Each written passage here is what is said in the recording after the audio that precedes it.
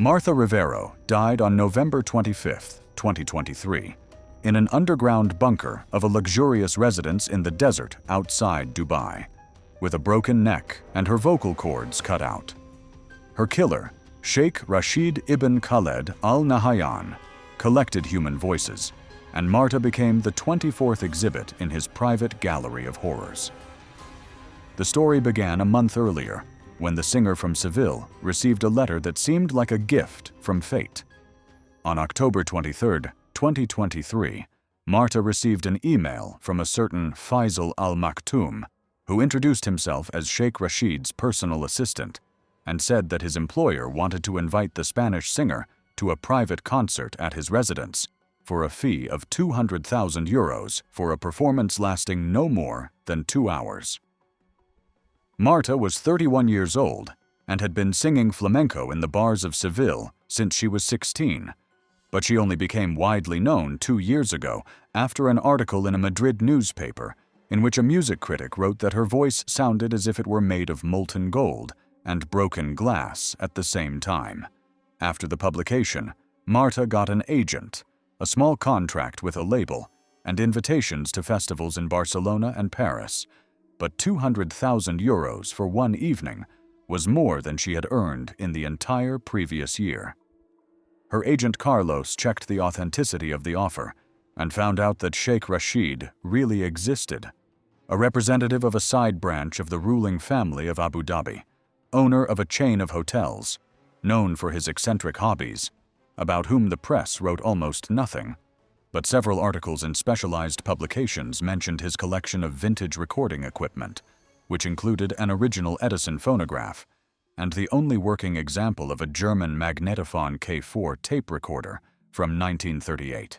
Carlos saw nothing suspicious, explaining to Marta that rich people often invited artists to private events for huge sums of money because privacy was expensive. And on October 28th, Marta signed the contract, and a business-class ticket to Dubai was purchased for November 15th. She arrived in the evening of the same day and was met at the airport by Faisal himself, a tall man in his 50s wearing an immaculate white dish dasha with a perfect British accent, who escorted the singer to a black Mercedes Maybach with tinted windows and drove her along a road that took them far beyond Dubai in an hour, first along the coast and then into the desert.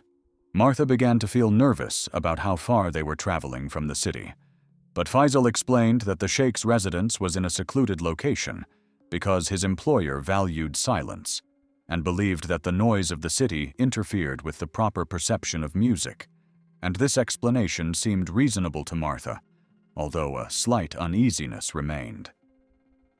Entering through a tall gate with security guards, they proceeded along a marble-paved road through gardens with palm trees and fountains that seemed impossible in the middle of the desert until they reached the residence itself, a 3-story building of sandstone and glass that combined modern architecture with traditional Islamic ornamentation. Faisal led Martha inside, where the air smelled of sandalwood and rosewater, and the floors were covered with handmade mosaics, then took her up to the second floor to the guest apartments, which were larger than her apartment in Seville, a huge 4-poster bed, a marble bathroom with a jacuzzi, and a terrace overlooking the illuminated garden. The Sheikh's assistant informed her that the performance would take place the following day at 8 p.m., and that until then, the singer was welcome to use the spa and swimming pool. He then bowed and left, leaving Martha alone with a growing sense of isolation.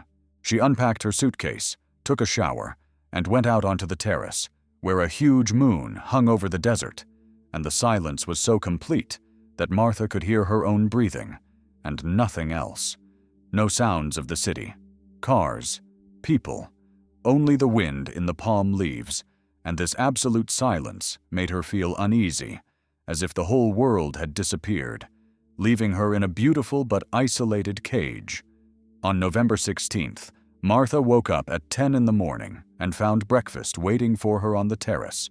Fresh fruit, pastries, coffee, all impeccably served, although she hadn't heard anyone bring the food.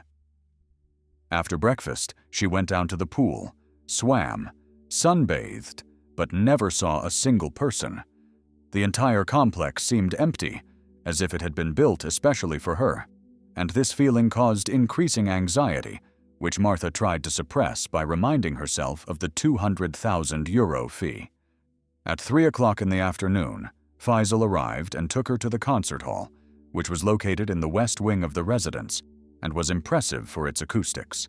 The walls were covered with special panels, the floor was laid with polished wood, and the high dome with stained glass windows let in soft light, creating an almost sacred atmosphere. In the center of the hall stood a single chair, massive, leather, throne-like, and Faisal explained that his employer would sit there alone, with no other listeners, just the singer and the sheikh. Martha felt a chill at this explanation, because she was used to singing in front of hundreds of people, and a single listener seemed strange, almost intimate, but she did a sound check and realized that the acoustics allowed her to sing without a microphone. Her voice filled the hall, bounced off the walls, and returned amplified and purified. It was like singing in a cathedral, only better, and Martha decided that this performance would be special. At exactly 8 o'clock in the evening, Sheikh Rashid entered the hall, and Martha immediately felt a strange energy emanating from him.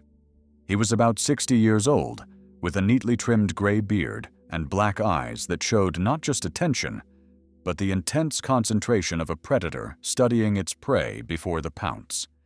He was dressed in traditional white clothing and moved slowly, with dignity.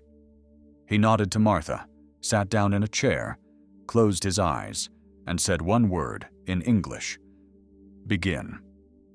There was such authority in his voice that Martha had no desire to delay.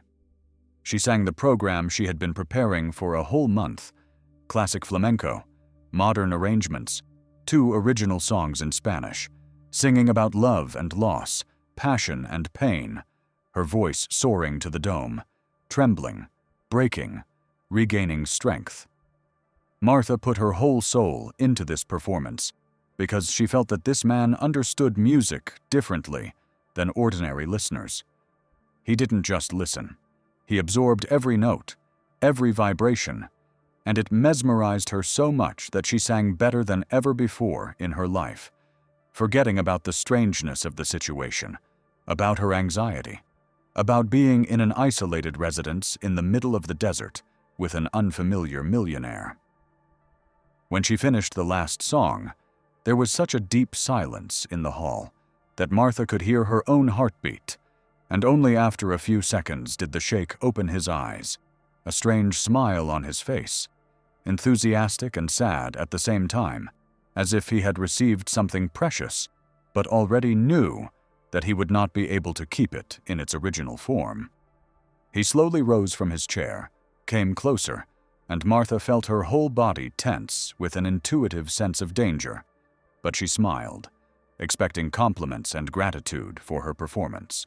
The sheikh said quietly that her voice was perfect, that such voices were born once in a generation, perhaps once in a century, and that he had heard many great singers in his lifetime, but no one sounded like her. Then he added, looking her straight in the eye with an expression of absolute conviction, that he wanted that voice to stay with him forever, and there was nothing metaphorical in his tone. He meant it literally, like a man accustomed to getting everything he wanted. Martha smiled uncertainly, not understanding what he was getting at, and replied something about recording the concert so she could always listen to it again. But the sheikh shook his head, with the expression of a patient teacher looking at an uncomprehending student. He explained slowly, enunciating each word, that recordings are dead. They only capture sound, but not the live vibration, not the energy of the moment, not the very essence of the voice, and that he does not collect sounds or recordings. He collects the voices themselves, the physical organs that create these wonderful sounds. Martha did not immediately understand the meaning of what was said. She just stood there, the smile slowly slipping from her face, while her brain feverishly tried to reinterpret the sheikh's words into some safe, reasonable context. But then he clapped his hands. and 2 people in medical masks and gloves entered the room, one of them holding a syringe, and reality hit Martha with such force that she couldn't breathe for a moment. She backed up against the wall and asked in a trembling voice what was happening, and the sheikh replied softly, almost affectionately, that she shouldn't worry, that it wouldn't hurt, that when she woke up, the operation would be over and everything would be behind her. Martha screamed and rushed for the exit, but the door was locked, and as she jerked the handle, 2 men had already grabbed her arms. She struggled, scratched, and screamed at the top of her lungs, using her precious voice for the last time, but they were much stronger, holding her professionally, not letting her escape. One of them stabbed her in the neck with something, and Martha felt a sharp burning sensation, then dizziness.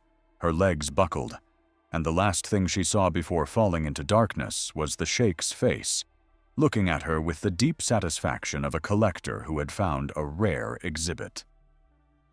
Martha woke up in pain, her throat burning as if it were being burned from the inside with a red-hot iron, each breath feeling like sharp needles, and when she instinctively tried to scream, only a hoarse, gurgling sound came out of her throat, like the death rattle of a drowning man.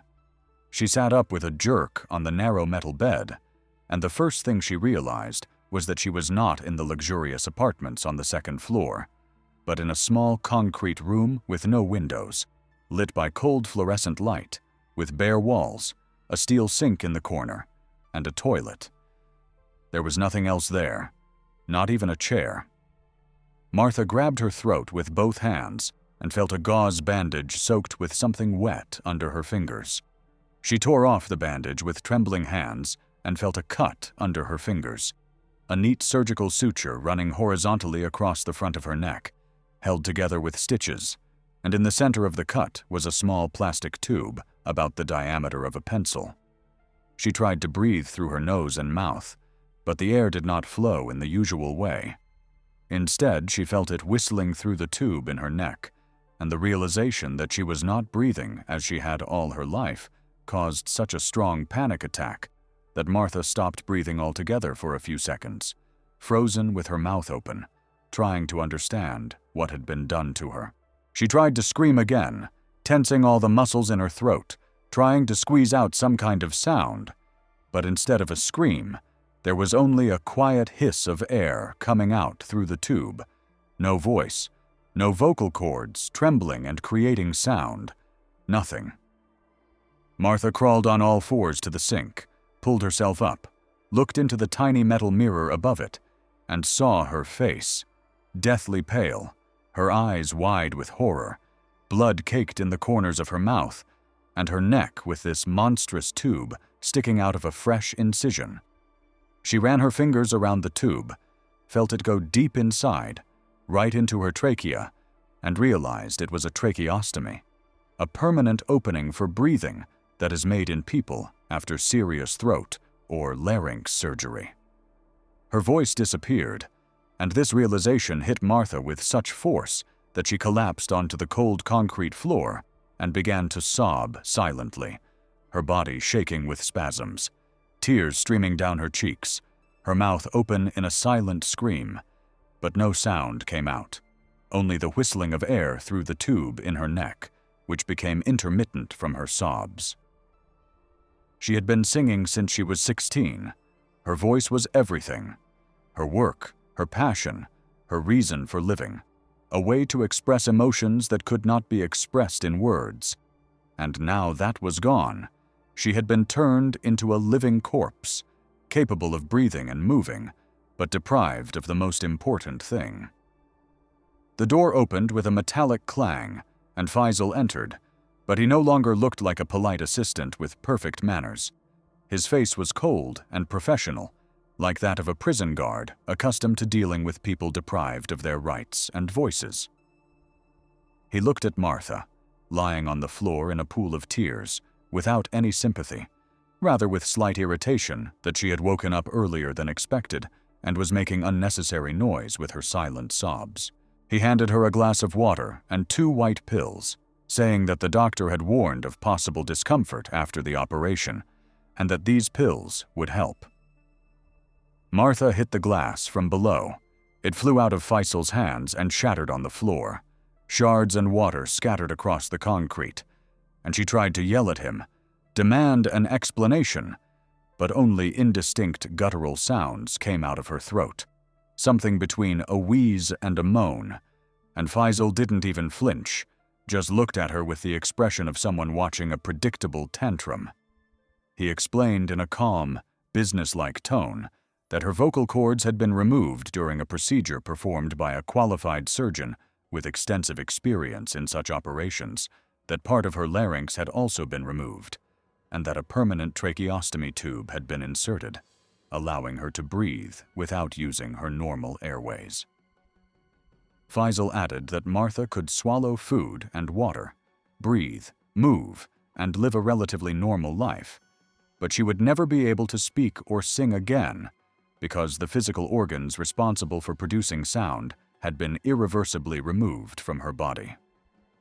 Martha slowly got up from the floor, holding onto the sink, her legs trembling, her head pounding, but through the shock and horror, rage began to break through. Pure, primal rage at this man, at the sheikh, at everyone who had participated in this monstrous crime. She took a step toward Faisal, her hands clenched into fists. She wanted to throw herself at him, hit him, scratch him, do anything to inflict pain in response to the pain she had suffered. But Faisal raised his hand in a warning gesture and said coldly that if she tried to be aggressive, they would simply tie her up and feed her through a tube. Then he continued, as if reading a boring report, that his employer had preserved her voice with the utmost care. The concert had been recorded on the highest quality analog tape, using equipment worth hundreds of thousands of dollars. The recording was perfect, without the slightest distortion, and the sheikh had already listened to it 3 times. In addition, Faisal explained, Martha's vocal cords themselves had been removed during surgery and placed in a special formaldehyde-based preservative solution. They are stored in a glass vial in the sheikh's personal collection, along with other specimens, each labeled with the owner's name, date of birth, date of acquisition, and a brief description of the uniqueness of the voice. Other specimens. These words sounded so mundane, as if Faisal were talking about stamps or coins, and Martha looked up at him with a mixture of horror and disbelief. Was she not the first? Had this happened before, to other people? Faisal nodded, as if he had read her thoughts, and said that yes, she was not the first, and would not be the last. His employer had been collecting unique voices for 12 years since 1911, when he first heard the soprano of an Italian opera singer and realized that he wanted to own not just a recording, but the very source of this perfection. There are now 23 exhibits in the collection, Faisal explained, each carefully selected. Singers, a boy soprano from the Vienna Boys Choir, a jazz vocalist from New Orleans, a Tibetan monk with a unique throat-singing technique, and Martha became the 24th. He recounted this calmly, without emotion, as if describing the process of collecting rare butterflies, and Martha listened, unable to look away, her brain refusing to believe the reality of what was happening. But the pain in her throat and the whistling of air through the tube were all too real. Faisal explained that all the previous victims were kept here, in the underground part of the residence, each in their own room, where they were fed, cared for, and monitored for their health. But they would never see the outside world again, never be able to tell anyone what had happened to them, because they had no voice, and written messages were easy to control. He added that several people had tried to escape in the first months after the operation, but all had been caught by security guards on the grounds of the residence, after which they had been placed in solitary confinement without the right to communicate with other prisoners, and in the end, they had resigned themselves to their fate. Faisal turned toward the door, but before leaving, he turned back and added in an almost friendly tone that Martha would be brought food 3 times a day, soft food that was easy to swallow with a tracheostomy, and that a nurse would come once a day to check her stitches and flush the tube to prevent infection. He said she shouldn't try to escape because the complex was guarded by armed men around the clock. The fence was 4 meters high. There were cameras and motion sensors around the perimeter, and the nearest settlement was 70 kilometers away in the desert, where the temperature reached 45 degrees during the day. In her current condition, Faisal explained, with an open wound on her neck and a tracheostomy that needed to be kept clean at all times, she would not last a single day in the desert and would die of dehydration, infection, or simply suffocation if the tube became clogged with sand. The door closed behind him, and Martha heard the electronic lock click, a heavy and final sound that meant she was now a prisoner. She sank down onto the bed, her hands rising mechanically to her throat, her fingers carefully tracing the tube, examining the seam, and one thought spinning in her head. This couldn't be real. This couldn't have really happened. In a few hours, she would wake up in her apartment on the 2nd floor. It was just a nightmare caused by pre-performance stress. But the pain was too real, and when she tried again to make any sound, even a quiet moan, only a hiss of air came out of her throat, and reality finally hit her. Her voice was gone, and with it, her whole former life. The following days turned into a blur of pain, despair, and the gradual realization that there would be no salvation. Martha was kept in the same concrete room, and twice a day they brought her food. Liquid soups, mashed potatoes, yogurt, anything she could swallow without effort, without straining her damaged throat, and she ate mechanically, without appetite, simply because her instinct for survival was stronger than her desire to die. Once a day, a nurse in a mask came in, a silent middle-aged woman who checked the stitches, washed the tracheostomy with saline solution, changed the bandage, and left without saying a word, without meeting Martha's gaze, as if she were not a person, but an inanimate object requiring technical maintenance. Martha tried to communicate with gestures, scratched words on the wall with her fingernails, laid out letters with breadcrumbs begging for help. But the nurse ignored all these attempts, cleaned up the crumbs, washed away the scratches with a damp cloth, and continued her work with the indifference of a robot. Once, Martha grabbed the nurse's hand when she bent down to check the stitches, trying to get her attention, to make her look her in the eye, to acknowledge her human existence. But the woman just jerked her hand away, stepped back toward the door, and said in broken English that if Martha touched the staff again, she would be fed through a tube while restrained, and the nurse never came again. Instead, a man began to come, who worked even more silently and distantly. On November 23rd, 8 days after the operation, when the wound had begun to heal and the pain had become less acute, turning into a constant dull throbbing, the door opened and Faisal entered with an unusual proposal. He said that his employer wanted to show Martha the collection so that she could understand the scale of the project she had become a part of, see her place among other selected voices, and realize that her sacrifice made sense in the context of this great collection of unique sounds. Martha did not move from her bed, seeing no point in going anywhere, but Faisal added coldly that if she refused, she would spend the rest of her life in this room without the right to even go out into the corridor. Whereas cooperation could bring certain privileges, such as access to the common area where other prisoners were held, the opportunity to see sunlight at least through the windows of the upper floors during accompanied walks. Martha stood up because the alternative, spending years in a windowless concrete box, seemed worse than seeing the collection of horrors Faisal had mentioned. They walked down a long corridor of bare concrete, lit by sparse fluorescent lights, lined on both sides with metal doors with electronic locks, behind each of which, Martha realized, was a person deprived of their voice. They descended another level, and Faisal explained that the residence had 3 underground floors, the top floor for technical rooms and staff, the middle floor for the collection, and the bottom floor for the medical ward, where operations and rehabilitation therapy were performed. They stopped in front of a massive dark wood door that did not fit in with the utilitarian concrete aesthetic of the rest of the basement, and Faisal placed his hand on the scanner. The door opened silently, letting them into a room that took Martha's breath away. It was a gallery, with walls finished in wood paneling and sound-absorbing materials, lighting soft and warm, like in an expensive museum, and along the walls were glass display cases with backlighting, each containing a transparent flask with a yellowish liquid in which 2 small strips of pinkish fabric floated, vocal cords. Martha approached the nearest display case and read the inscription engraved on a copper plate.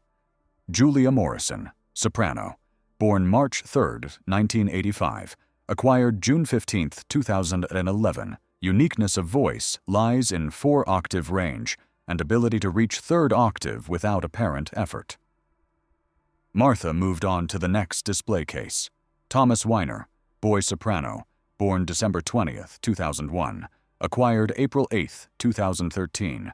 Uniqueness lies in the crystal clarity of his voice and angelic timbre characteristic of Viennese choristers. She walked along the entire wall, reading the names, dates, and descriptions, and with each plaque, a feeling of nauseating horror grew inside her. There were singers from Italy, France, Russia, Brazil, Japan, people of different ages and nationalities, united by only one thing. They had extraordinary voices, and now those voices floated in formaldehyde like the trophies of a mad collector. At the end of the gallery stood an empty display case with a label already in place. Marta Rivero, mezzo-soprano, born July 12, 1992, acquired November 16, 2023. The uniqueness of the voice lies in a rare combination of strength and fragility, the ability to convey deep emotions through microtonal changes in timbre. The voice is described as molten gold and broken glass. Martha stood in front of this display case, reading the description of her own voice in the past tense, as if she were already dead. And indeed, the voice was dead, and what remained was just a shell, devoid of the most important thing. The gallery door opened and Sheikh Rashid entered, dressed in traditional black clothing, his face expressing the deep satisfaction of a man contemplating his greatest achievement. He slowly walked around the gallery, stopping at each display case, telling Marta the story of each acquisition, how he first heard the voice, what struck him, how he arranged the meeting and the operation, and he spoke about it with such enthusiasm and warmth as if he were talking about his beloved children or precious works of art. He explained that collecting recordings did not satisfy him, because recordings were dead reflections of a living phenomenon, whereas owning the physical source of the sound gave him a sense of true ownership, the knowledge that these voices would never be heard publicly again, that he was the last person to hear them in their full power. The sheikh approached Martha's display case, placed his hand on the glass, and said that her voice was special, even among this select collection, that he had listened to the recording of her concert dozens of times, and each time discovered new nuances, new layers of emotional depth. He added that he understood her anger and despair, but that in time she would realize the honor of being part of something greater than an ordinary singing career, which would have ended in 20 years with the loss of her voice due to age, whereas now her voice was preserved in perfect condition forever, and thousands of years later, when her name is forgotten by all but a few specialists, her vocal cords will still exist as evidence of her gift. Martha listened to this nonsense and felt not just rage growing inside her, but a cold, focused hatred she had never felt before.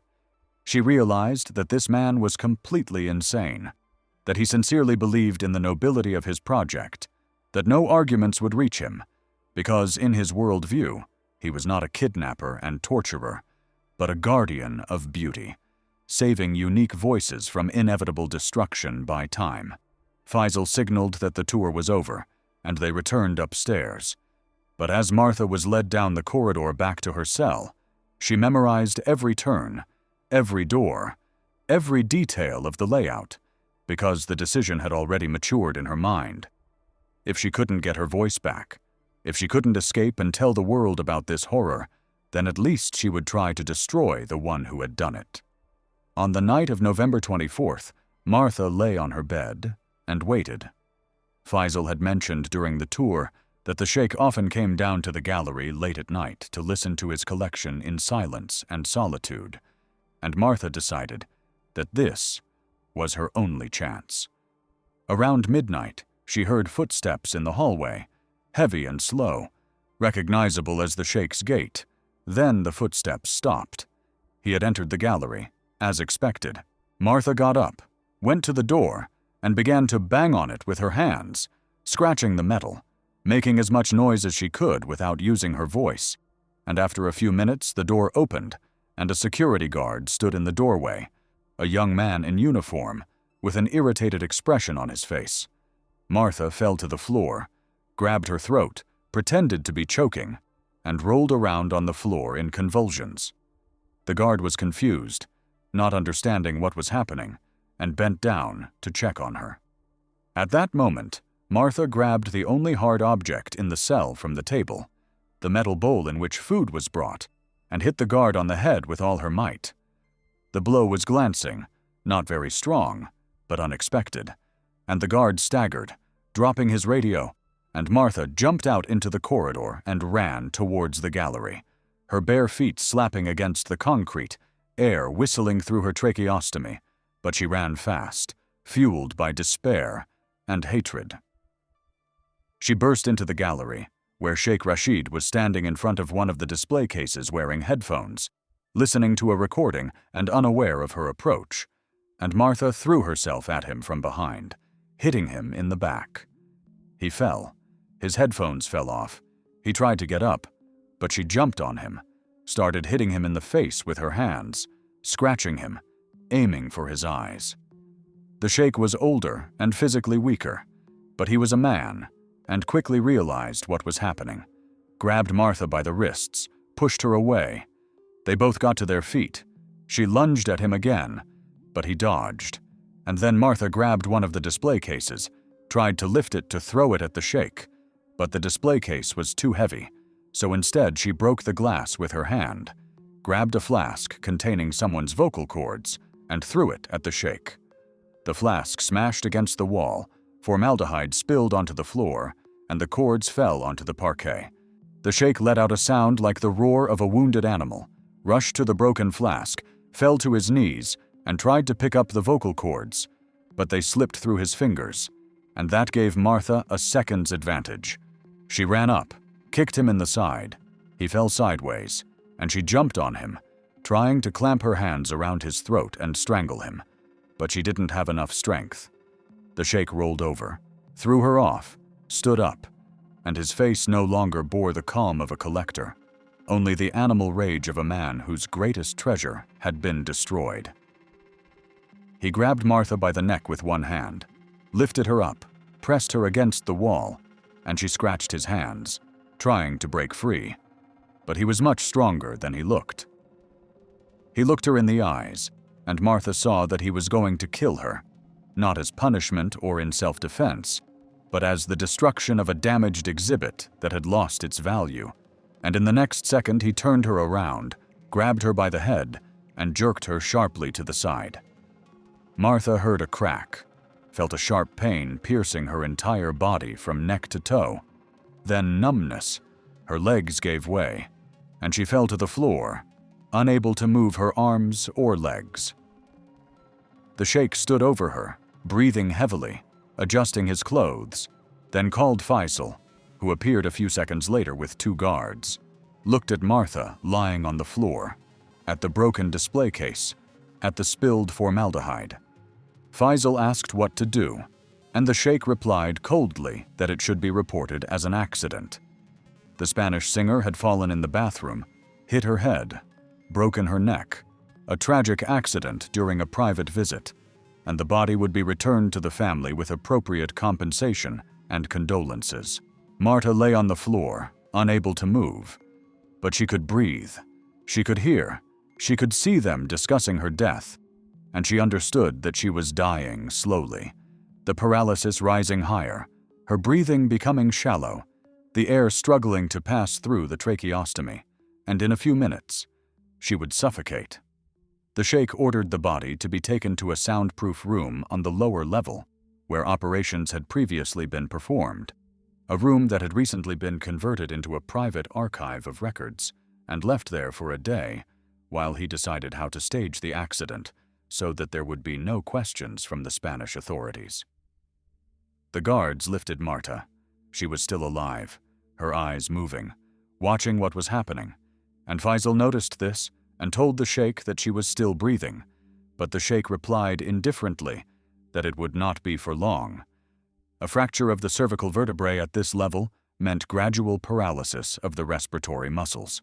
She would die on her own within an hour, maybe two, so there was no need to speed up the process and leave additional traces of violence on her body. The guards carried Martha downstairs to a small room with perfect soundproofing, laid her on a metal table that had previously been used as an operating table, and left her alone, locking the door behind them. There was a sound system in the room, and someone from the staff, apparently on the sheikh's orders, turned on a recording. Martha's last concert, her performance at the gallery 8 days ago, and her own voice filled the room, clear, strong, alive, singing about love and loss in Spanish. Marta lay on the table paralyzed, unable even to turn her head, staring at the white ceiling, listening to her voice coming from the speakers, and it was the cruelest torture imaginable, to die to the sounds of what had been taken from her, to hear her singing, knowing she would never sing another note. Her breathing became heavier and heavier. The air passed through the tracheostomy in jerks. Less and less oxygen entered her lungs. Darkness crept into the corners of her vision, but her consciousness still held, and Martha heard her voice soar to a high note. Hold it. Release it. Move on to the next phrase. The recording lasted 2 hours.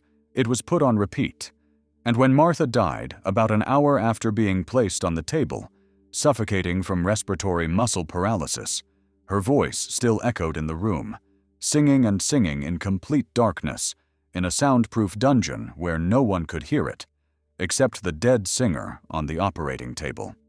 On November 27th, Marta Rivero's body was delivered to the Spanish authorities with an official apology from representatives of the Al Nahyan family, an explanation of a tragic accident in the bathroom, and compensation to the family in the amount of 500,000 euros.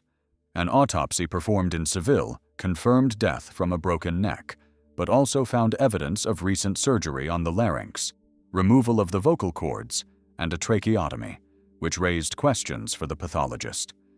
Marta's family demanded an investigation, claiming that their daughter was healthy when she flew to Dubai and should not have had any throat surgery, but the United Arab Emirates authorities refused to cooperate with the investigation, citing the diplomatic immunity of members of the ruling families and the lack of evidence of a crime.